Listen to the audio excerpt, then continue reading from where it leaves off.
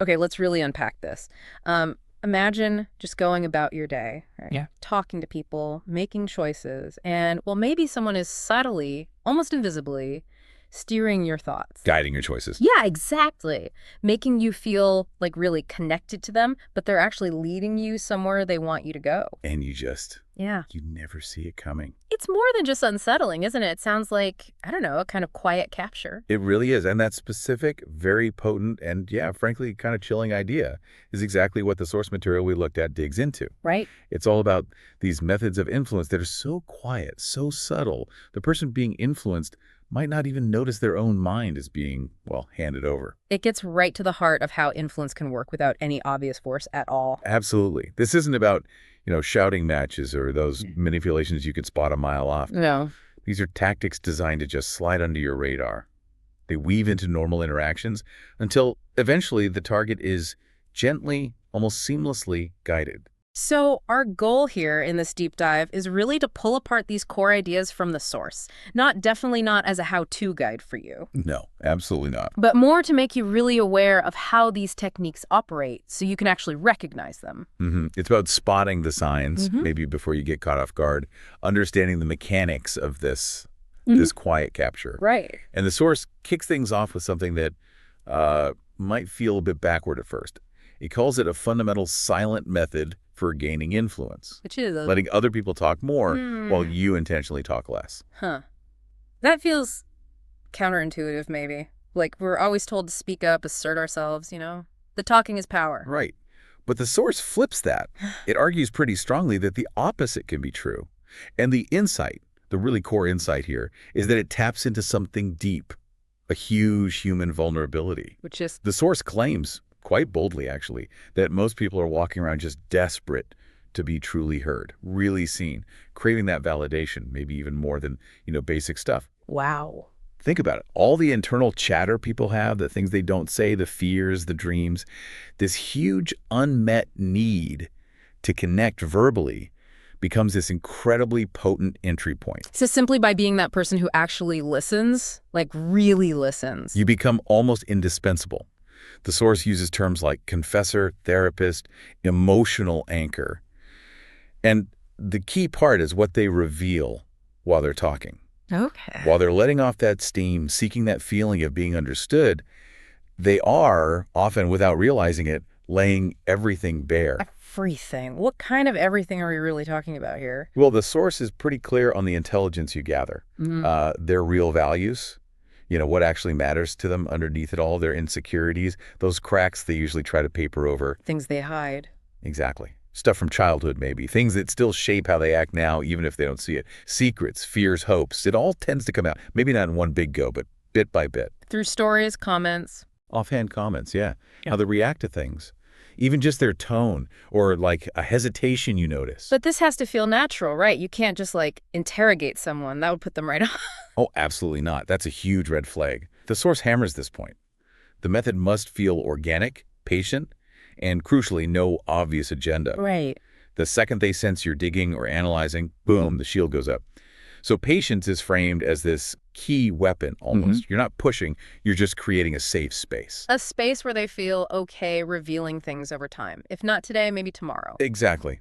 And just by being there, listening without that pressure, you become this incredibly rare person who seems to genuinely see them, not just hear words. That's the hook then. Fulfilling that deep need to be witnessed. Precisely. And the source uses this really striking phrase here. It says, in this situation, your silence isn't weakness. It's actually dominance. Dominance through silence. That's quite a reframing. Isn't it? You're silent not because you have nothing to say, but because you're actively observing. You're subtly guiding, maybe. You're learning from every little thing. A sigh, a pause, a flicker of expression they probably don't even know they made. Picking up inconsistencies, maybe. Yeah, inconsistencies in their story, especially around sensitive stuff. You're basically collecting all these threads, weaving them together in your mind. And the source says this is how influence just quietly wraps around them. Yes, that patient, info-gathering silence. It leads, potentially, to them becoming tangled in your web, as the source puts it. It's influence built on what they gave you while looking for comfort. Wow. Okay. So that first layer is about listening, building trust, gathering that raw data. Mhm. Then the source takes it, well, deeper into understanding what it calls the demon they hide. hmm This part gets into the hidden stuff, the unconscious vulnerabilities, the repressed parts of someone's mind. The source even directly links it to Carl Jung's idea of the shadow. The shadow, okay, that's the part of us we sort of push away, right? The darker impulses, the things society deems unacceptable. Exactly that. The source paints it as this buried kind of dark corner where we shove things like aggression, envy, rage, lust, even that primal need to dominate or control. Yeah. Society teaches us early on what's bad, so we repress it, push it down. But repressing something doesn't make it go away. It just finds other outlets. Precisely. It sits there, it festers, it can fuel anxiety, weird fears, or it can suddenly just erupt when someone's under stress and their usual control, their sort of mask, slips. Right. The source used examples you probably recognize, Yeah. like the coworker who just explodes over something tiny, or the Yeah. friend who just ghosts you out of nowhere, or, a partner making these wild accusations that seem to come from nowhere. Those aren't always rational, then. They could be the shadow acting out. That's the idea, the shadow acting out its buried fears or aggressions. So how does this quiet observer, this listener, learn to actually spot this hidden shadow? How do you become, like the source says, a detective of the unconscious? It means looking past the surface performance. The source points to key signs. A big one is overcompensation. Overcompensation. Like, Like noticing where someone tries really hard to seem a certain way. Someone always bragging about how tough they are. Maybe they're hiding deep insecurity. Someone acting overly moral or prudish. Maybe they're wrestling with strong desires they deny. so where they overdo it, that's often hiding the opposite. Often, yeah. It's where the shadow might be pushing back. You also look for things like deep shame around certain topics, Yep. subjects they just shut down or avoid entirely, sudden mood swings that don't really fit the situation, and identifying their specific triggers. Triggers, things Yeah. that set off a really big emotional reaction. Exactly. An outsized reaction that seems way disproportionate to whatever just happened. Observing these patterns, the overdoing it, the avoidance, the triggers, lets you start mapping their hidden vulnerabilities, their shadow landscape, if you will. And knowing that landscape, that gives you power. According to the source, immense power. Because you start to grasp the unconscious forces driving them. Their actions become more predictable, maybe even predictable, in ways they don't understand about themselves. So you can anticipate reactions. You can anticipate reactions, yeah. Yeah. You can soothe their insecurities because you see the fear underneath. Mm-hmm. And maybe most powerfully, you can learn to lead them without resistance.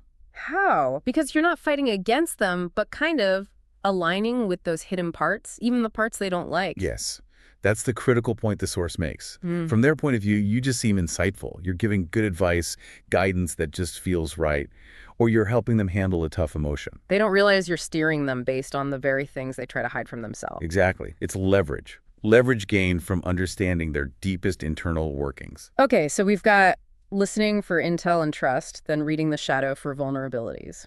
The third technique brings in empathy, but not in the usual way. The source calls it empathy as a manipulative force. Yeah, that phrasing is definitely designed to grab you. It argues that empathy, when you use it strategically, isn't just kindness. It's a tactical tool, a powerful one. And it uses the word invasive. What does that mean here? How is empathy invasive? It's about going beyond just knowing that someone feels sad or angry.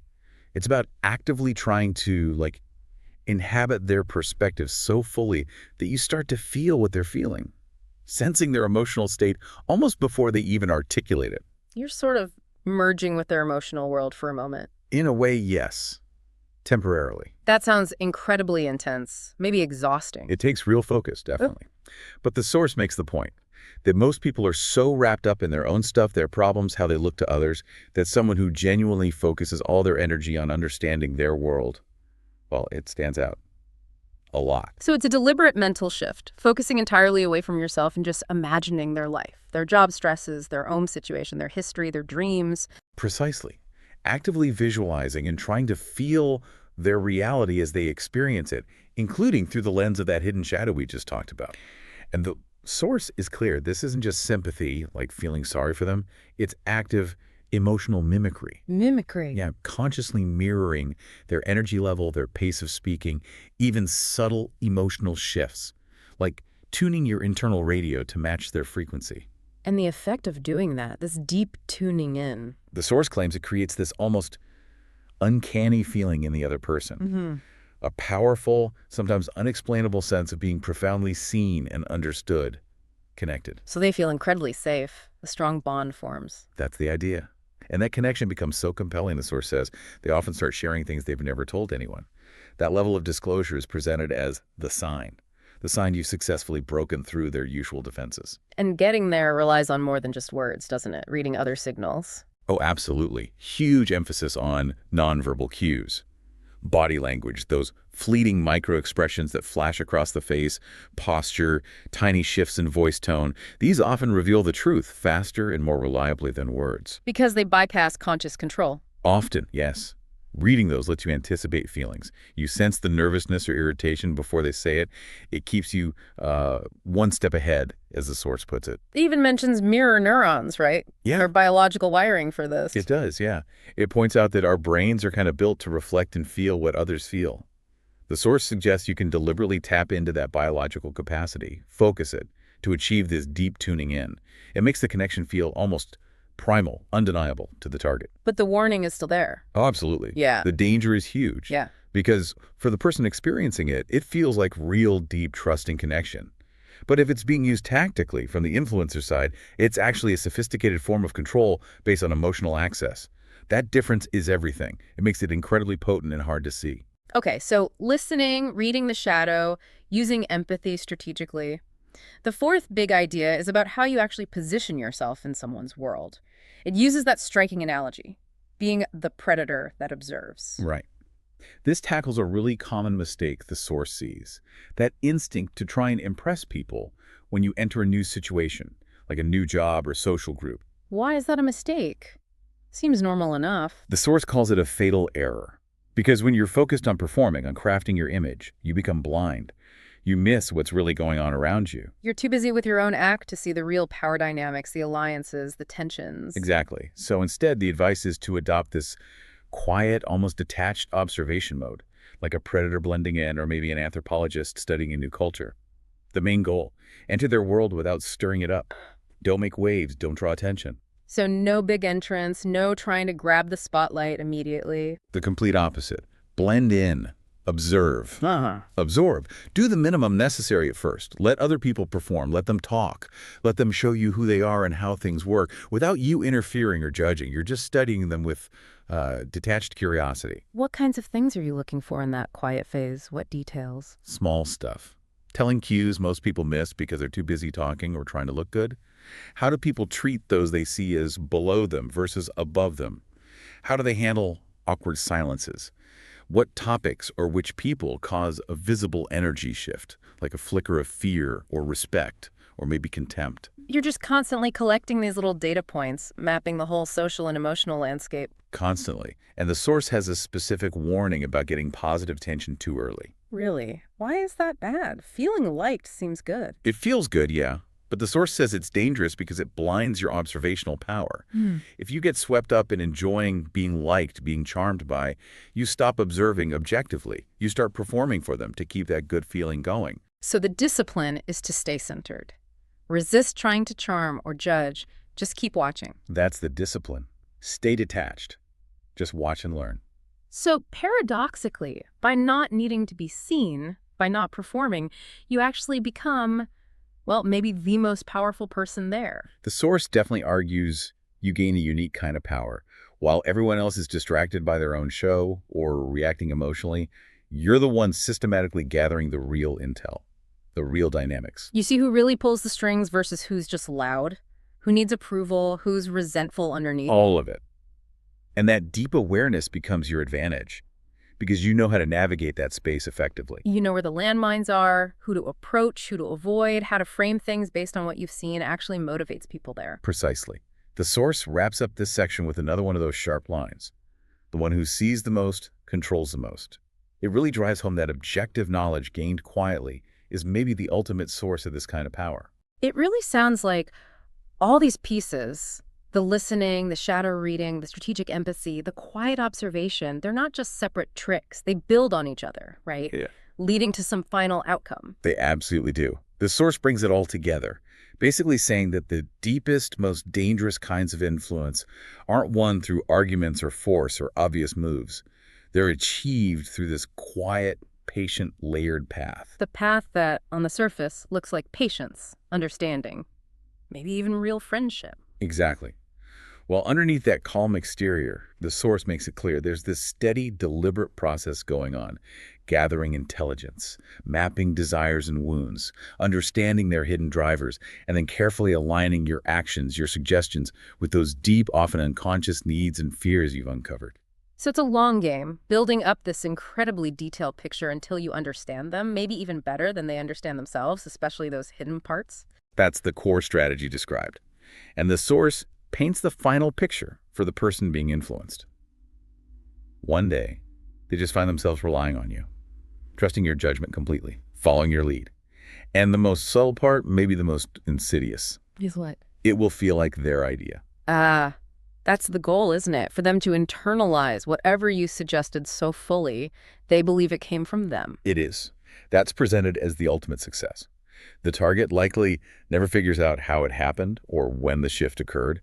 They won't see the quiet threads you were weaving all along. They won't realize they were gently steered based on their own psychology. It's a powerful way to think about influence, and honestly, pretty unsettling to consider how it might be playing out unseen all around us. It really is. And that is exactly the final stark warning the source leaves you with.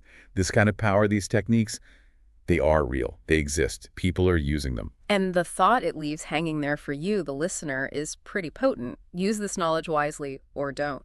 But understand others already are. It's a serious call to awareness, isn't it? Not just to maybe spot these techniques if they're aimed at you, but maybe also to notice when you might be using aspects of them yourself, even unintentionally, or just contributing to situations where they can thrive. Definitely gives you a lot to chew on about trust, connection, and who's really steering the ship in our interactions. It forces you to look past the surface pleasantries and acknowledge that influence isn't always loud. Often, it's incredibly profoundly quiet.